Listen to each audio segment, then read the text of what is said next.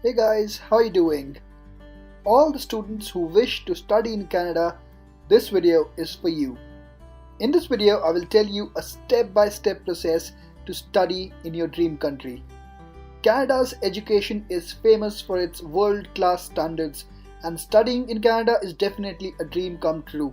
So in this video, you will get to know the step-by-step process to study in your dream country.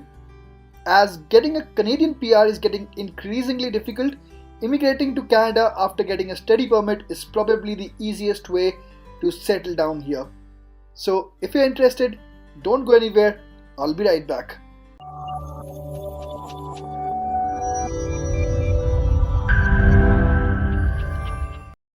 Okay, before I tell you the various steps involved in the complete process, it is important to understand the different intakes in Canada.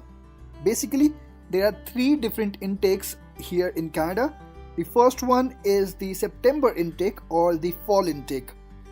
This intake includes the most number of institutions offering the largest number of seats available in all the courses. You can say September intake is the main intake. Second intake starts few months after September in January, and it is called the January or the winter intake. This intake can be considered as a continuation of the fall intake. A fewer number of institutes offer courses in winter intake compared to the fall intake. Mostly the students who have missed the admission in fall intake would opt for this winter intake.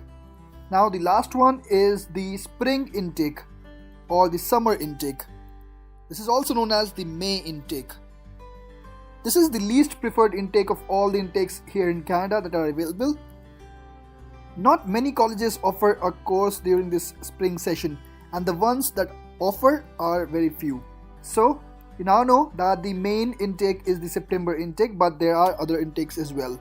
Okay, now when you know about all of these three different intakes, we can start discussing the different steps involved in the complete process. The first one is doing your own research. So it is very important that you do your research. Firstly, you should know that the entire process takes a lot of time.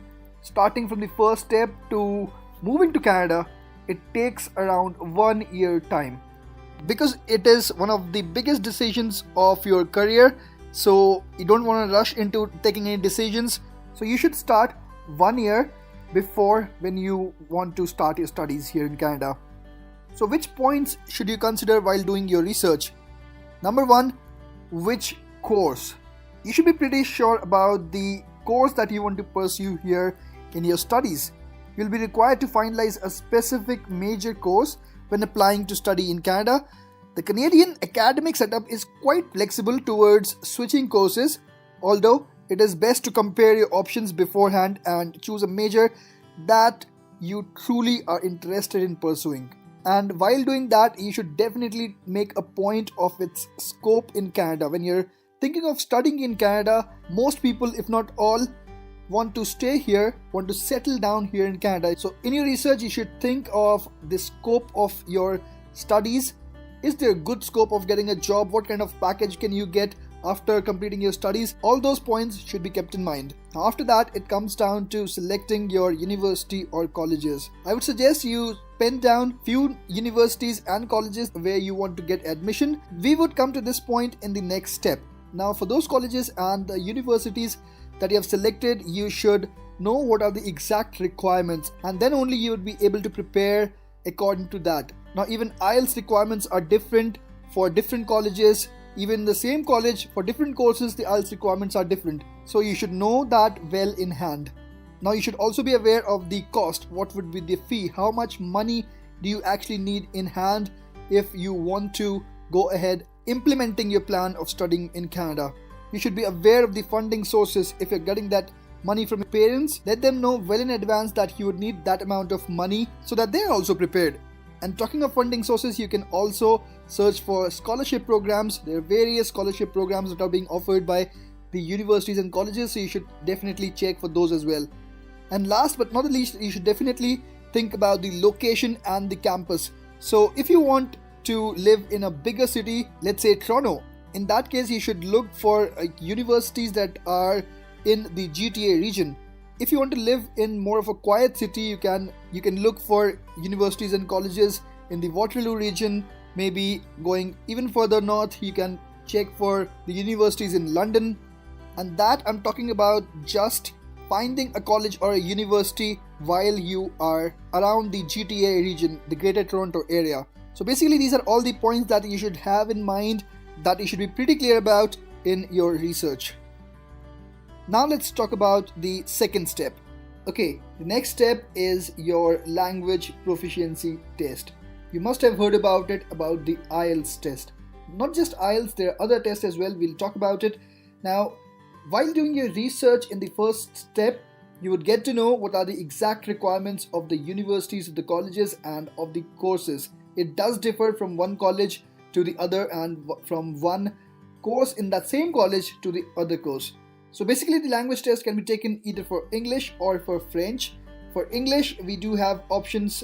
The first option is the most popular one, is the IELTS test. You have to go for the IELTS Academic, not the IELTS General. Remember, IELTS Academic is for studying and IELTS General is for immigration purpose if you want to get the PR. Okay, now next is TOEFL, which is also very famous. The other one is Cambridge English Advanced Test. Out of these three tests, IELTS is the most common and the most popular one. Apart from English test, you can also go for French test like TEF, TCF, DALF or DELF. Okay, now talking of the criteria, you would see that most of the colleges and the universities actually ask for minimum of 6 bands of IELTS with no band less than 5.5, a TOEFL score of around 80, and the general criteria is 6.5 in IELTS with no band less than 6.0. Similarly, 88 score in TOEFL. So you have 4 different bands: listening, reading, speaking and writing. So for the general criteria in all those 4, you should not get less than 6.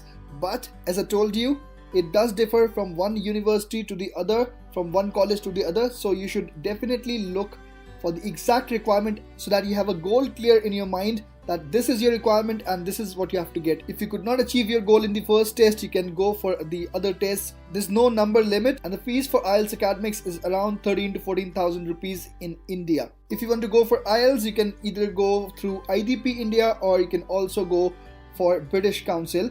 However, if you're living in any other country, you can definitely check the organizations and the fees and the dates accordingly. Okay, moving on to the third step, which is getting your acceptance letter. There are only 4 steps, so every step is crucial, and this step is important as well. Because in this step, you will get that acceptance letter, which is the mandatory document for your study permit. Without an acceptance letter from any university or college, you cannot get the study permit. So this is the most important document, and hence I've mentioned it as a separate step here. Now the acceptance letter must be from a DLI college. So while you're researching for the colleges or universities, you must make sure that those colleges and universities are designated learning institutions. DLI stands for Designated Learning Institutions. If the college or the university is a designated learning institution, it would be mentioned very clearly on their website. Now the acceptance letter must state the program of study, including the start and the end dates. Now talking of applying to colleges or universities, I told in the first step that I will talk about it later, and so let's discuss it now. So how many colleges you should choose and how you should actually aim those colleges or universities. So you should not choose only one college and just think that you would get the acceptance letter from that college. Don't assume things. So to be on the safer side, select few colleges or universities. The first type should be from those dream colleges or universities where you actually dream to study, but getting admission in all the colleges and universities is not easy. So the second list or the plan B should be those colleges, and you know that the institution is really good. You would also get admission with your academic scores in that college pretty easily. So make a plan A and a plan B. And while doing your research in the step 1, you would see that there are specific requirements for each colleges. So you should have the list of documents. There would be a fee for it. There could be a fee of around $100 or $200. So you just can't go on applying to each and every college, because obviously there's a fee and you should be very serious about it. You just can't waste your money like that. So which all documents would be required? So there would be a completed application form. You could get that form from the website or maybe through an email if you contact that college or the university. Then you would need to have an essay or a writing sample. Then you would need to have a statement of purpose, which is also very important. Obviously you need to include your language proficiency test report in that as well. You need to have a letter from the bank stating that the funds are available for study. You need to have an affidavit for financial support, maybe signed from your parents. You should have a transcript. Now this is very important. Please remember, getting a transcript is very important. So while doing your research, because these are all parallel activities, you can actually plan of getting a transcript from your college. So these are all the required documents, and once you apply to those colleges, hopefully you could get the acceptance letter from any one of them. Then you can move on to the fourth step. Okay, now coming over to the last point, fourth point, study visa application. So of course you need to apply the study visa or the study permit to come to Canada. You've got the acceptance letter, but that acceptance letter was for the sake of getting the study visa, and you can apply that online or you can apply that through your VFS office in your city. Okay, now the documents which are required. First of all, the acceptance letter. As I told you, it was the most important document. Then of course your passport, affidavit of your financial support, PCC, which is your police clearance certificate, and your medical test report. So you need to get your medical test done as well. So all of these documents are required. There may be a couple of other documents as well, but you will get to know as and when you apply that study permit. There is a fee for that study permit as well, and that is $150. However, the processing time differs a lot from one country to the other. The processing time can differ from 3 weeks to 12 weeks. Now you might say that it's a big time range. Yes, definitely it is. However, 3 weeks is for the new program which was launched in 2018. It is called as SDS. If you're in India, you can definitely apply through the SDS program and get your study permit in just 3 weeks time. Right, so once you're done with your study permit, after that it comes down to traveling. Now you have to plan your travel, because planning your travel is also very crucial. You should come to Canada 1 to 2 weeks before your session actually starts, because you have to manage your accommodation. If you're landing in winter season, then climate also plays a very crucial role. So that's it. That is the complete process to achieve your Canadian dream. So thank you guys for watching this video. I just hope that the content shared in this video would be helpful for you guys. If you have any queries, please put them down in the comment section below. Please like this video, share it with your friends.